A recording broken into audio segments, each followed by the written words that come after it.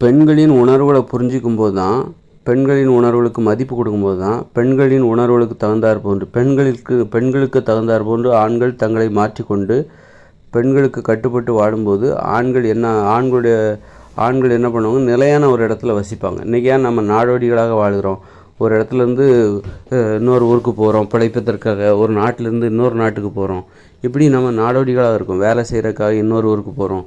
இப்படி உலகத்தில் உள்ள எல்லாருமே பெரும்பாலான மக்கள் நாடோடிகளாக போகிறாங்க. ஏதாவது ஒரு காரணம் வச்சுக்கிட்டு கூட நாடோடியாக போகிறாங்க. சுற்றுலா போகிறதுக்கு கூட நாடோடியாக போகிறாங்க, வெளிநாட்டுக்கு போகிறாங்க. இதெல்லாம் ஒரு நாடோடித்தனமான மனநிலையிலேருந்து தான் நமக்கு இந்த மாதிரி சுற்றுலா போகணும், அங்கே போகணும், அங்கே தான் எல்லாமே இருக்குது. குற்றாலத்துக்கு போகணும், அமெரிக்காவுக்கு போகணும், நாயகரா வீழ்ச்சியை பார்க்கணும், அமெரிக்காக்காரங்க இங்கே வர்றது, இந்த மாதிரி இது எல்லாமே நாடோடித்தனமான ஒரு வாழ்க்கை முறையில் உள்ள அம்சங்கள். இதெல்லாம் சுற்றுலானாலே அது இன்னொரு இடம் அப்படின்னு நினச்சிக்கிறாங்க. அது எங்கேயோ இருக்குது, எங்கேயோ இருக்கிற பக்கத்தில் உள்ள இடங்களில் நம்ம எளிமையான இடங்களை நம்ம பக்கத்தில் இருக்கிற நிறைய இடம் இருக்கும். சும்மா சாதாரண இடம், சும்மா நம்ம நடந்து போனாலே போதும். நம்ம பார்க்குறதுக்கு அங்கே அருவி இருக்கணுங்கிற அவசியம் இல்லை. பெரிய நீர்வீழ்ச்சி இருக்கணும், பெரிய ஏரி இருக்கணும், பெரிய மலைகள் அப்படிலாம் இருக்கணுங்கிற அவசியம்லாம் கிடையாது. சும்மா நம்ம ஊரை சுற்றி நாம் வசிக்கிற இடத்த சுற்றி உள்ள இடங்களை சும்மா வேடிக்கை பாருங்கள். அது சாதாரணமான இடமா இருந்தாலே போதும். நம்ம சுற்றுலா போகிறதுக்கு, சுற்றுலாங்கிறது என்னென்னா சுற்றி பார்க்குறது. நீங்கள் தினம் போய் உங்கள் ஊரை சுற்றி உள்ள விஷயங்களை தேடுங்க.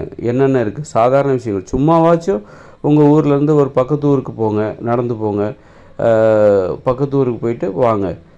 அங்கே என்ன இருக்குது, ஒரு மரம் கூட இருக்கலாம், அந்த மரத்துக்கு வெளில உட்காந்து பேசிட்டு, அந்த மாதிரி சுற்றுலாங்கிறது எங்கேயோ இல்லை, நம்மளை சுற்றி இருக்கிற விஷயங்கள் தான். நம்மளை சுற்றி இருக்கிற விஷயங்களை சுற்றி பார்க்குறதுக்கு பேர் தான் சுற்றுலா. இயற்கையான சுற்றுலா என்பது என்னவென்றால், நம்மை சுற்றி இருக்கிற எளிய இடங்களை ரசிப்பது. எளிமையான இடம், அங்கே ஒன்றும் அருவி இருக்கணுங்கிற அவசியம் இல்லை, பெரிய ஏரி இருக்கணுங்கிற அவசியம் இல்லை. சும்மா சாதாரணமாக அப்படி போய் சும்மா அப்படி காலார நடந்து போயிட்டு வர்றது தான். அதுதான் சுற்றுலா செல்கிற அந்த இயற்கையான சுற்றுலா என்பது அதுதான். நாம் வாழ்கிற ஊரை சுற்றி இருக்கிற இடங்களை போயிட்டு நாம் சுற்றி பார்க்குறது தான், அதுதான் இயற்கையான சுற்றுலா. இப்போ நாம் வாழ்கிற இடத்த நாம் சரியாக வச்சுக்கணும். நல்ல நீர்நிலைகளை ஏற்படுத்திக்கணும். நீர்நிலைகளை ஏற்படுத்தி மரங்களை வளர்த்து, அதாவது பழங்களையும் காய்கறிகள் உணவுகளை தருகிற மரங்களை வளர்த்து அந்த மாதிரி அழகாக வச்சுக்கிட்டோம் அப்படின்னா, நாம் வாழ்கிற அந்த ஊரையே நாம் சுற்றி பார்க்குறதுக்கு நமக்கு ஆசையாக இருக்கும். ஏன் நம்ம வெளியூர்களுக்கெல்லாம் போகிறோம்? அது அங்கே தான் அழகாக இருக்குது. நாம் வாழ்கிற பகுதியை நாம் அழகாக வச்சுக்கணுங்கிற அந்த எண்ணம் நமக்கு இல்லை. அதனால் அழகாக எங்கேயாவது ஒரு ஊர் இருக்கா, குற்றாலம் இருக்கா, அங்கே போவோம். நம்ம ஊரை சுற்றி நாம் நம்ம ஊரை சுற்றி உள்ள இடங்களை நம்ம அழகாக வச்சுக்கிறது கிடையாது. நம்ம வீட்டு பக்கத்துலேயோ நம்ம ஊர் பக்கத்துலேயோ ஒரு ஏரி இருக்கும். அந்த ஏரியில் நிறைய தண்ணியை தேக்கி வைக்கணும், அந்த ஏரியை ஆழப்படுத்தணும், அந்த தண்ணியை அதில் நிறைய மழை நீரை சேகரிக்கணும். சேகரித்து வச்சாக்கா அதை சுற்றி நல்ல ஒரு நடைபாதை மாதிரி ஒரு கரைகளை ஏற்படுத்தி வச்சாக்கா அதையே நம்ம சுற்றி பார்க்கணும். தினம் சுற்றி பார்க்குறதுக்கு நிறைய இடத்த நம்மளை சுற்றி உள்ள இடங்களே ஏற்படுத்தலாம். அந்த மாதிரி நாம் வாழ்கிற இடத்த அழகாக வச்சுக்கிட்டோன்னு வச்சுக்கோங்களேன், அதையே நாம் சுற்றி பார்க்கணுங்கிற ஆசை. அதுதான் இயற்கை சுற்றுலாங்கிறது. என்ன இயற்கையான சுற்றுலா என்பது என்னவென்றால், நாம் வாழ்கிற இடத்தில் நாம் நடந்து போய் பார்க்குற மாதிரி இருக்கணும். நடந்து போகிற தொலைவில் அது இருக்கணும் அந்த இடங்கிறது. அப்போ அப்படி நடந்து போகிற தொலைவில் எது இருக்கும்? நாம் வாழ்கிற இடத்தை சுற்றி உள்ள இடங்கள் தான் நடந்து போகிற தொலைவு. அப்போ அந்த இடத்த போயிட்டு டெய்லி நீங்கள் உங்கள் ஊரில் வசிக்கிறீங்க. உங்கள் ஊர்லேருந்து வடக்கு திசைக்கு ஒரு நாள் வடக்கு திசையில் போங்க. சும்மா ஒரு அரை மணி நேரம், அல்ல வாரத்தில் ஒரு நாள் வடக்கு திசையில் சும்மா நடந்து போயிட்டு வாங்க. இன்னொரு நாள் தெற்கு திசையில் நடந்து போயிட்டு வாங்க. இந்த மாதிரி நாம் வாழ்கிற பகுதியை நாம் ஒவ்வொருத்தரும் நல்ல அழகாக அதை நீர்நிலைகளை ஏற்படுத்தி நல்லா பசுமையாக வச்சுருந்தோம் அப்படின்னா, நாம் வாழ்கிற பகுதியை நமக்கு சுற்றுலா மாதிரி தான் இருக்கும். சுற்றுலா தலத்தில் வாழ்கிற மாதிரி தான் இருக்கும். நாம் வாழ்கிற பகுதியை நாம் ஒழுங்காக வச்சுக்கிறது இல்லை. அதனால தான் எங்கேயோ இருக்கிற அழகான இடத்த தேடி சுற்றுலான்னு சொல்லிட்டு நம்ம போயிட்டுருக்கோம். இப்போ 2040 இயந்திர அறிவியல் உலகம் அழிஞ்சிரும். அப்படிங்கும்போது அதுக்கப்புறம் வரப்போகிற இயற்கையோடு இணைந்த மனித வாழ்க்கையில் அங்கே உங்களுக்கு விமானம் கிடையாது, கப்பல் கிடையாது, போக்குவரத்து வாகனங்கள் எதுவுமே கிடையாது. அதனால் நான் வெளிநாட்டுக்கு சுற்றுலா போகிறேன், வெளியூருக்கு சுற்றுலா போகிறேன்னு சொல்லிட்டு நீங்கள் போக முடியாது. உங்கள் நீங்கள் போக முடியாது. எங்கே போனாலும் நடந்து தான் போக போகிறீங்க. நீங்கள் மிருகங்களை விலங்குகளை கூட குதிரை அந்த மாதிரி இது கூட நீங்கள் வாகனமாக வச்சுக்க மாட்டீங்க. அது ரொம்ப ஆபத்தானது. மென்மையானவர்கள் அது போன்ற வேலைகளை செய்ய மாட்டாங்க. அப்படி இருக்கும்போது இயற்கையோடு இணைந்து வாழ்கிற மக்கள் இருக்காங்கள்ல 2040 பிறகு, அவங்க என்ன பண்ணுவாங்கனாக்கா, தன்னை சுற்றி உள்ள இடங்கள் இருக்குல்ல, தாங்கள் வாழ்கிற ஊர், அவங்க எல்லாருமே விவசாயம் தான் பார்க்க போகிறாங்க. உலகத்தில் உள்ள 800 கோடி பேரும் விவசாயம் தான் பார்க்க போகிறாங்க. அதாவது உணவு உற்பத்தி செய்கிற அந்த ஒருங்கிணைந்த வேளாண்மை என்கிற அந்த ஒரு தொழிலை மட்டும்தான் பார்க்க போகிறாங்க 800 கோடி பேருக்கு மேலான மக்கள் அனைவருமே. அப்போது இந்த உலகம் எவ்வளோ பசுமையாக இருக்குன்னு நினச்சி பாருங்கள். பசுமையாக இருக்கும், எவ்வளோ அழகாக இருக்கும்னு நினச்சி பாருங்களேன். எல்லாருமே அவங்க வந்து இயற்கை அந்த வேலையை தான் இயற்கை ஒருங்கிணைந்த வேளாண்மை என்கிற அந்த வேலையை செய்வாங்க. பழங்களை தருகிற மரங்களை நடுவாங்க, அதை வளர்ப்பாங்க, நீர்நிலைகளை பராமரிப்பாங்க. ஏன்னா வாழ்வதற்கு தண்ணி தேவை. போர் போட்டு தண்ணியை வரவழைச்சிக்கிட்டு இருக்கோம் நாம் இந்த காலத்தில். ஆனால் அங்கே வந்து உங்களுக்கு போர்லாம் போட முடியாது. அப்போ அவங்களுக்கு பெரிய நீர்நிலைகள் தேவை, ஏரிகள் தேவை, குளங்கள் தேவை. அப்படி இருக்கும்போது அவங்க தாங்கள் வாழ்கிற பகுதியை தண்ணி சேர்க்கணும், மழை நீரை சேகரித்து வைக்கணும், தண்ணி கஷ்டம் வந்துடக்கூடாது. அதனால் வந்து முன்கூட்டியே அவங்க என்ன பண்ணுவாங்க, அவங்க வாழ்கிற பகுதியில் நீர்நிலைகள் அதிகமாக இருக்கிற மாதிரி பார்த்துப்பாங்க. இப்படி வந்து தாங்கள் வாழ்கிற பகுதியை அழகாக வைத்துக்கொள்வார்கள். ஏன்னா அவங்களுக்கு அதுதான் வேலையாகவே இருக்குது. எல்லாருமே ஒருங்கிணைந்த வேளாண்மை எனும் உணவை உற்பத்தி செய்கிற வேலையை தான் செய்ய போகிறாங்க. அதனால் அவங்க வாழ்கிற அந்த ஊரையும் அந்த ஊரை சுற்றி உள்ள எல்லா இடங்களையுமே மக்கள் அழகாக வச்சுப்பாங்க. ரொம்ப பசுமையாக இருக்கும், காடுகளாக இருக்கும். அதனால் சுற்றுலா போய் நான் எங்கேயோ இருக்கிற நீர்வீழ்ச்சியோ எங்கேயோ இருக்கிற காட்டையை போய் நான் பார்க்கணுங்கிற அவசியம் இல்லை. நம்ம ஊரை சுற்றி உள்ள இடங்களே சுற்றுலாத்தலம் மாதிரி தான் இருக்கும். அவர்கள் வாழ்கிற ஊரே சுற்றுலாத்தலம் மாதிரி தான் இருக்கும். அவங்க ஊரை சுற்றியே அவங்க வருவாங்க. அவங்க ஊரில் வந்து ஒருத்தர்லேருந்து இன்னொருத்தருக்கு நடந்து போவாங்க. அதுவே அவங்களுக்கு பெரிய சுற்றுலா கொடுக்குற அனுபவமாக தான் இருக்கும். அந்த ஊரை அவங்க வேடிக்கை பார்ப்பாங்க. தன்னுடைய ஊர் இது, என்னுடைய வீடு, என்னுடைய ஊர், அந்த பெருமித உணர்வோடு அவங்க அந்த ஊரை சுற்றி வருவாங்க. அங்கே எல்லாருக்கும் சுழற்சி முறையில் ஊர் தலைவர் அப்படிங்கிற பதவி வந்து அங்குள்ள பெண்கள் அனைவருக்கும் சுழற்சி முறையில் வந்துடும். தேர்தலில் நின்று போட்டியிட வேண்டிய அவசியம் இல்லை. அப்போது அந்த ஊருக்கு நான் தலைவி அப்படிங்கிற உணர்வு அங்கே இருக்கிற எல்லாருக்குமே கிடைக்கும். ஒவ்வொரு மாதம் சுழற்சி முறையில் ஒவ்வொருத்தரும் அந்த ஊருக்கு தலைவியாக இருக்கிறதுக்கு அங்கே ஒரு ஏற்பாடு நடைமுறை இருக்குது. ஒரு ஊருக்கு ஒரு முறை வந்து தலைவியாக பொறுப்பு வகிப்பவர்கள் எத்தனை பேர்னா, ஒரு மாதத்தில் 300 பேர் வந்து அந்த ஊரை ஆட்சி செய்வார்கள். தலைவியாக பொறுப்பேற்று ஆட்சி செய்வார்கள். ஒரு ஊரை ஆட்சி செய்பவர்கள் ஒரு முறை என்பது ஒரு மாதம்தான் பதவி காலம். அந்த ஒரு மாதத்தில் அந்த ஊரில் உள்ள 300 கூட்டு குடும்பங்களைச் சேர்ந்த தலா ஒரு பெண்கள் வந்து ஒரு மாதம் ஆட்சி செய்வார்கள். அப்புறம் அடுத்த மாதம் வந்து ஒவ்வொரு கூட்டு குடும்பத்திலேருந்து இன்னொரு பெண்கள் வருவாங்க. இப்படி 300 பெண்கள் வந்து அந்த ஊரை தலைவியாக பொறுப்பேற்று ஆட்சி செய்வார்கள். இப்படி அந்த ஊரில் உள்ள எல்லா பெண்களும் சரி, அது மாதிரி அந்த பெண்களுக்கு உதவியாக காவலன் என்கிற பொறுப்பை ஆண்கள் எடுத்து சுழற்சி முறையில் அவர்களுக்கு உதவியாக தலைவியாக பொறுப்பேற்கிற அந்த பெண்களுக்கு உதவியாக இருந்து பார்ப்போம். அப்போது ஒரு பெருமித உணர்வோடு அந்த ஊரை சுற்றி வருவாங்க. எனது ஊர் இது, எனது ஊருக்கு நானும் தலைவி தான், நானும் தலைவியாக பொறுப்பேற்று ஆட்சி செய்திருக்கிறேன். அப்படிங்கும்போது நீங்கள் இப்போ உங்கள் ஊருக்கு நீங்கள் ஒரு ஊராட்சி மன்ற தலைவர் அப்படின்னா உங்களுக்கு எப்படி இருக்கும், எவ்வளோ பெருமையாக இருக்கும். அப்போ அந்த ஊரை நீங்கள் சுற்றி வரும்போது உங்களுக்கு பெருமையாக நடந்து வருவீங்க. உங்கள் ஊரை நீங்கள் ரொம்ப நேசிப்பீங்க. அதே மாதிரி தான் இயற்கையோடு இணைந்த மனித வாழ்க்கையில் அங்கே வந்து ஊரில் வந்து இருக்க எல்லா பெண்களும், அனைத்து வயது பெண்களும் சுழற்சி முறையில் தங்கள் ஊருக்கு தலைவியாக அவங்க பொறுப்பேற்பார்கள். அது மாதிரி ஆண்கள் வந்து காவலனாக பொறுப்பேற்பார்கள். இப்படியே அப்போ அவங்க ஊரை அவங்க எப்படி நேசிப்பாங்கன்னு நினச்சி பாருங்கள். ஒரு பெருமையோடு அவங்க அந்த ஊரில் நடந்து வருவாங்க. இது எனது ஊர் அப்படிங்கிற உணர்வோடு நடந்து வருவாங்க. அதனால் அவங்க ஊரை சுற்றி பார்க்குறது, அவங்க ஊரை ரசித்து பார்ப்பாங்க. அவங்க ஊர் எளிமையாக இருக்கலாம், அல்லது ரசித்து பார்ப்பாங்க. அது எளிமையாக இருக்காது, வளமாக தான் இருக்கும். ஏன்னா எல்லாருமே ஒருங்கிணைந்த வேளாண்மை அப்படிங்கிற ஒரு வேலையை தான் செய்ய போகிறாங்க. எல்லாருமே உணவு உற்பத்தி செய்கிற வேலையை தான் செய்ய போகிறாங்க. விவசாயம் தான் பார்க்க போகிறாங்க. அப்படி இருக்கும்போது உலகத்தில் உள்ள 800 கோடி மக்களும் அந்த வேலையை தான் செய்ய போகிறாங்க. அப்படி இருக்கும்போது வந்து அவ்வளோ வளமாக இருக்கும். அவ்வளோ வளமான பகுதியாக 2040க்கு பிறகு வரப்போகிற இந்த உலகம் என்பது வளமாக இருக்கும். அதனால் வந்து இந்த உலகமே ஒரு சுற்றுலாத்தலம் மாதிரி இருக்கும். இந்த உலகமே ஒரு சுற்றுலாத்தலமாக இருக்கும். சுற்றி பார்ப்பதற்கு ஏற்ற ஒரு இடமாக அது மாறிவிடும். அந்த அளவுக்கு ரசித்து பார்க்குற ஒரு இடமா இருக்கும், அமைதியான இடமா இருக்கும். அதனால் சுற்றுலான்னு சொல்லிட்டு வெளியூருக்கு எங்கேயோ போகணுங்கிற அவசியம் இல்லை. எங்கேயோ ஒரு நாட்டுக்கு, எங்கேயோ ஒரு இடத்துக்கு சுற்றுலா போகலாம் அப்படின்னு சொல்லிட்டு யாரும் போக மாட்டாங்க. எங்கள் ஊரே சுற்றுலாத்தலம் தான். எங்கள் ஊரையே சுற்றி பார்க்குறதுக்கு தினம் 1000 விஷயங்கள் இருக்குது. நாங்கள் எதுக்கு இன்னொரு ஊருக்கு போகணுன்னு நினைப்பாங்க. அப்புறம் வந்து இன்னும் பார்த்தீங்கன்னா 2040 பிறகு உலகம் முழுக்க எல்லாரும் ஒருங்கிணைந்த வேளாண்மை தொழில் தான் பார்ப்பாங்க, விவசாயம் தான் பார்ப்பாங்கன்னு சொல்லியாச்சு. அப்படி இருக்கும்போது அவ்வளோ வளமாக இருக்கும், உலகம் முழுக்கவே அவ்வளோ வளமாக இருக்கும், காடுகளாக மாறிவிடும். மனித உயிர்கள் திட்டமிட்டு ஏற்படுத்திய காடுகளாக மாறிவிடும். எப்படின்னா அது பழங்களையும் கனிகளையும் தருகிற, பழங்களையும் வந்து காய்களையும் உணவுகளை தருகிற மரங்கள் செடிகள் இதைத்தான் வளர்க்கப்படும் மக்கள் வாழ்டங்களில். இப்படிப்பட்ட காடுகள் தான் இருக்கும் உலகம் முழுக்கவே.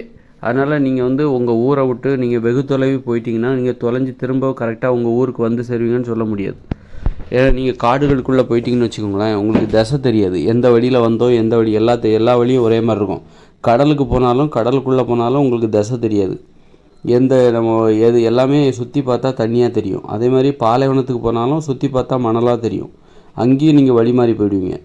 அது மாதிரி கடலுக்கு போனாலும் வழி மாறிடுவோம். அதே மாதிரி காடுகளுக்குள்ளே போனாலும் சரி காடுகளில் போனாலும் சரி நமக்கு வழி தெரியாது.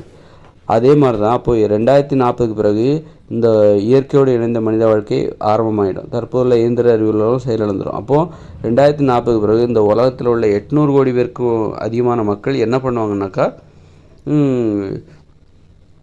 2040 கண்டிப்பாக 1000 கோடி மக்கள் வந்துடுவாங்க. இந்த உலகத்தில் 1000 கோடி மக்கள் வர்றதுக்கு வாய்ப்பு இருக்குது. அப்படி இருக்கும்போது 1000 கோடி மக்கள், இந்த உலகத்தில் உள்ள 1000 கோடி மக்களும் ஒருங்கிணைந்த வேளாண்மை என்கிற உணவு உற்பத்தி செய்கிற தொழிலை தான் செய்வாங்க. அது பழங்கள், காய்கறிகள், கீரைகள், இந்த மாதிரியான கிழங்குகள், இந்த மாதிரி தருகிற உணவுகளை தருகிற மரங்கள், செடிகள், கொடிகளை தான் அவங்க வளர்க்க போகிறாங்க. அப்படின்னா இந்த உலகம் எப்படி பசுமையாக இருக்கும்னு நினச்சி பாருங்கள், எவ்வளோ பசுமையாக இருக்கும். ஆனால் ரொம்ப பசுமையாக இருக்கும்போது காடுகளாகத்தான் இருக்கும், ஒரே காடுகள், ஒரே மாமரங்கள், கொய்யா மரம், பலா மரம், இப்படி பழங்களை தருகிற மரங்கள் ஒரே காடுகளாக இருக்கும். மக்கள் வசிப்பிடம் எல்லாமே காடுகளாக இருக்கும். பழங்களையும் கனிகளையும் தருகிற காடுகளாகவும் காய்களையும் தருகிற காடுகளாக இருக்கும். தென்னை மரம், பனை மரம், கொய்யா மரம், பலா மரம், வாழை மரம், இப்படி ஒரே காடாக இருக்கும், எங்கே பார்த்தாலும் காடாக இருக்கும்.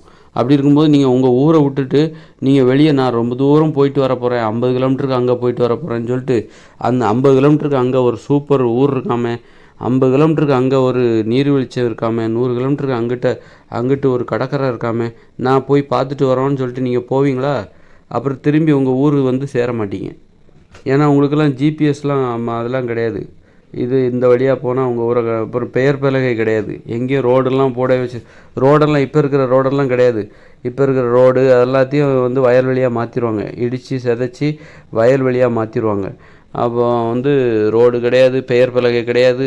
உங்கள் ஊர் எங்கே இருக்குதுன்னு உங்கள் ஊருக்காரங்களுக்கு மட்டும்தான் தெரியும், உங்கள் ஊரை சுற்றி உள்ள ஊருக்கு மட்டும்தான் தெரியும். ரொம்ப தூரம் போயிட்டிங்கன்னா அவங்ககிட்ட போய் எங்கள் ஊருக்கு எப்படிங்க போகணுன்னா அந்த ஊர் எங்கே இருக்குதுன்னு கேட்பாங்க, அது என்ன ஊர் எங்கே இருக்குதுன்னு கேட்பாங்க. அந்த மாதிரி வழி மாறி போயிடுவீங்க. திரும்பவும் நீங்கள் உங்கள் ஊரை விட்டு நீங்கள் 50 கிலோமீட்டர் தொலைவு வேறு எங்கேயாவது போயிட்டீங்கன்னு வச்சுக்கோங்க, திரும்பவும் உங்கள் ஊர் வந்து சேர மாட்டீங்க. எல்லா பக்கமும் ஒரே மரங்களாக இருக்கும், எல்லா பக்கமும் ஒரே மாதிரி தான் இருக்கும். அந்த மாதிரி இருக்கும்போது நீங்கள் உங்கள் ஊரை அடையாளம் கண்டு திரும்ப உங்கள் ஊருக்கு திரும்பி வர்றது ரொம்ப கஷ்டம், முடியவே முடியாது. அப்படியே தொலைஞ்சு போயிட வேண்டியதான், அப்படியே எங்கேயா போய் நீங்கள் அங்கேயே வாழ்ந்துட வேண்டியதான் திரும்ப உங்கள் ஊர். அதனால் வந்து யாருமே வந்து தாங்கள் வாழுகிற பகுதியை விட்டு வெளியே போக மாட்டாங்க. ஒரு ஒரு ஒரு 10 கிலோமீட்டருக்கு அதுக்கு அங்கே போக மாட்டாங்க.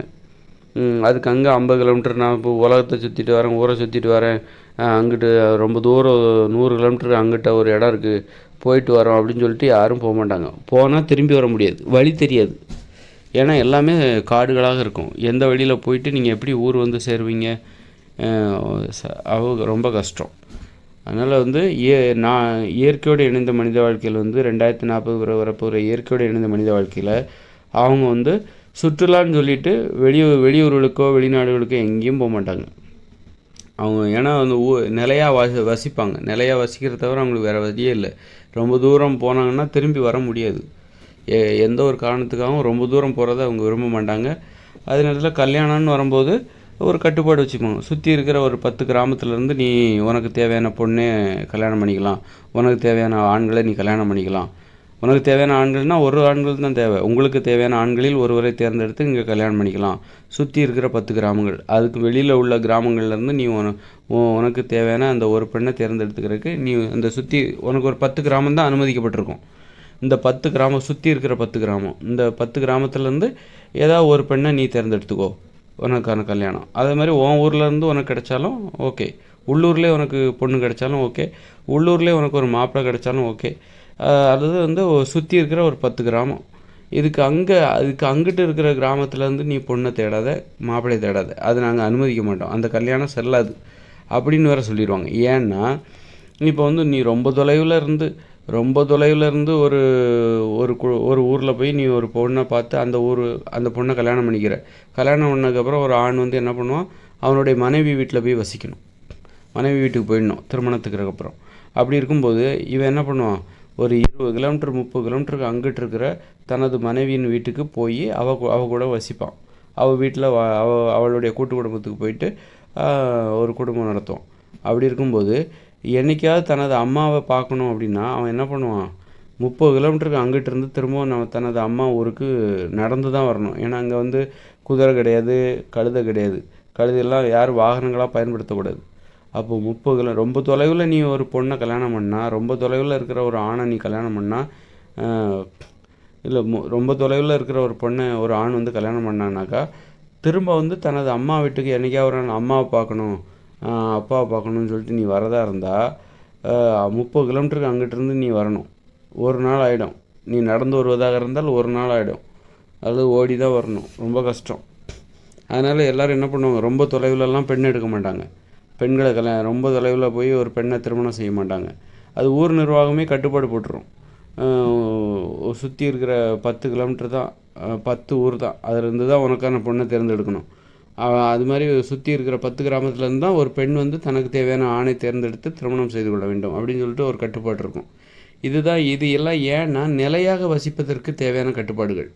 நிலையாக வசிக்க வைப்பதற்கு வசித்தே ஆக வேண்டும் என்கிற நிர்பந்தம் நிலவுகிற ஒரு உலகில் இப்படித்தான் கட்டுப்பாடுகள் இருக்கும். நீ வந்து ஊராக போக முடியாது. நாடோடித்தனமாக நம்ம இன்றைக்கி என்ன பண்ணுறோம், மதுரையிலேருந்து திருச்சி போகிறோம், நாளைக்கு நாங்கள் கோயம்புத்தூர் போகிறோங்க, நாளைக்கு என்ன போகிறோம், ஊட்டிக்கு போகிறோம், அடுத்த நாள் போனீங்கன்னா வச்சுக்கோங்க நான் வந்து டெல்லி போகிறேன் அல்லது அமெரிக்கா போகிறேன் அப்படின்னு சொல்லிட்டு ஊராக போகிறோம்ல. இந்த மாதிரி நடைமுறை இங்கே அதற்கு வாய்ப்பு இருக்குது, வசதி இருக்குது, அதனால நம்ம போகிறோம். ஆனால் இயற்கையோடு இணைந்த மனித வாழ்க்கையில் நீங்கள் அந்த மாதிரி ரொம்ப தொலைவு போகவே முடியாது. போனீங்கன்னா திரும்ப வீடு வந்து சேர்ந்து விட மாட்டீங்க, தொலைஞ்சு போயிடுவீங்க, காடுகளில் தொலைந்து விடுவீர்கள். காடுகளில், அதாவது மனித உயிர்களே திட்டமிட்டு உருவாக்கப்பட்ட காடுகளில் அதாவது பலா மரம், கொய்யா மரம், ஆப்பிள் மரம், அன்னாசி மரம், திராட்சை, இந்த மாதிரி மனுஷங்களே வந்து மனித உயிர்களே திட்டமிட்டு உருவாக்கிய காடுகளில் நீங்கள் தொலைந்து போய்விடுவீர்கள். ஏன்னா உலகம் முழுக்க இந்த காடு தான் இருக்கும். ஏன்னா எல்லாருமே 2040 பிறகு அப்போ ஒரு 1000 கோடி வந்துடுவாங்க. 1000 கோடி பேரும் அவங்க இந்த விவசாயத்தை தான் பண்ணுவாங்க, மரங்களை வளர்ப்பாங்க. ஏன்னா உணவு பயம், தினமும் உணவு கிடைச்சாகணும். அதனால் விவசாயத்தை தீவிரமாக ஈடுபடுவாங்க. உணவை தேடி நாள்தோறும் இந்த ஊர் அந்த ஊர்னு அலைய மாட்டாங்க, நிலையாக ஒரு இடத்துல வசிக்க போகிறாங்க. அப்படி இருக்கும்போது அவங்க வந்து அந்த வேலையை, மரங்களை வளர்க்குறது, கொய்யா மரங்களை வளர்க்குறது, இருக்கிற சின்ன சின்ன இடங்கள்லையும் ஏதாவது ஒரு மரத்தை வளர்க்கணும். ஒவ்வொருத்தருக்கும் 8 வயசுக்கு மேலே உள்ள ஒவ்வொருத்தருக்கும் ஒரு 2 ஏக்கர் நிலம் கொடுத்துருவாங்க. அதுக்கு நடுவில் ஒரு கிணறு இருக்கும். அங்கே கால்நடைகளையும் வளர்க்கணும், ஆடுகள் மாடுகள் எல்லாம் வளர்க்கணும். ஒவ்வொருத்தரும் 2 ஆடு, 2 மாடு அல்லது 1 மாடு, இப்படி கொஞ்சம் எண்ணிக்கையில் ஒவ்வொருத்தரும் வளர்ப்பாங்க. அப்போ கால்நடைகளும் அதிகமாக இருக்கும், மரங்களும் அதிகமாக இருக்கும், உலகம் முழுக்க ஒரே காடாக இருக்கும். காடுன்னா என்ன காடு, இந்த இப்போ இயற்கையான காடு கிடையாது, நம்ம போய் பார்க்குறோம்ல இயற்கை, அந்த மாதிரி காடு கிடையாது. இது வந்து மனித உயிர்களே திட்டமிட்டு தங்களுக்காக ஏற்படுத்திய காடு. அங்கே கொய்யா மரம் தான் இருக்கும், பலா மரம், மாமரம், அன்னாசி, திராட்சை, இந்த மரம், மாதுளை, அப்புறம் மாமரம், அப்புறம் வந்து ஆரஞ்சு மரம், அப்புறம் வந்து கொலுமிச்சை மரம், எலுமிச்சை மரம், இப்படி தென்னை மரம், பனை மரம், இப்படி உணவுகளை தருகிற மரங்களாக இருக்கும். இந்த உலகம் முழுக்கவே மனித வாயுர்கள் வாழ்கிற இடம் ஃபுல்லாகவே உணவு தருகிற மரங்களாக இருக்கும். ஆனால் காடுகளாக இருக்கும், அடர்ந்துருக்கும். நீங்கள் அடர்ந்துருக்கும். அதனால் எங்கேயா போயிட்டு வெளியில் எங்கேயா உங்கள் ஊரை விட்டுட்டு வெளியில் ரொம்ப தொலைவு போகிறீங்கன்னு வச்சுக்கோங்க, திரும்பி வர முடியாது, தொலைஞ்சு போயிடுவீங்க. அந்த ஆபத்து இருக்குது. அதனால் சுற்றுலா என்பது, நாம் இன்றைக்கி போகிற சுற்றுலா என்பது இது ஒரு நாடோடித்தனமான சுற்றுலா. அதனால் வந்து இன்னைக்கு எனக்கெல்லாம் பார்த்தீங்கன்னு வச்சிங்களேன், எனக்கு சுற்றுலா செல்கிற ஆர்வம் எனக்கு சின்ன வயசில் இருந்தது. இப்போல்லாம் எனக்கு வந்து அந்த ஆர்வமே கிடையாது. எனக்கு நான் வாழ்கிற இடத்தை சுற்றி எனக்கு உள்ள இடங்களை சுற்றி பார்க்குறது தான் எனக்கு ரொம்ப பிடிக்கும். அந்த இடத்த பார்க்குறது அது சாதாரண இடமாக தான் இருக்கும், அதை நான் வியந்து பார்ப்பேன். அந்த உலகத்தை, அதாவது 2040க்கு பிறகு வரப்போகிற உலகில் வாழ்வதற்கு தகுதியான ஒரு ஆள் நான் தான். என்னை வச்சு தான் நான் எதிர்வரும் உலகத்தை நான் வந்து யூகித்து உங்களுக்கு நான் சொல்லி கொண்டிருக்கிறேன்.